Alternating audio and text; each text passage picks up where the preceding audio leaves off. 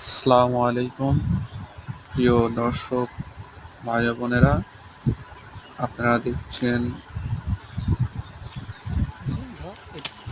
আম ভাঙার দৃশ্য। ঈদের আনন্দে গ্রামের বাড়িতে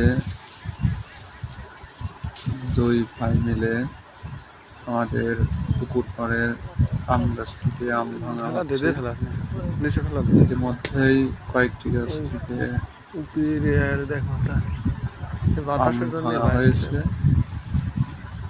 এবং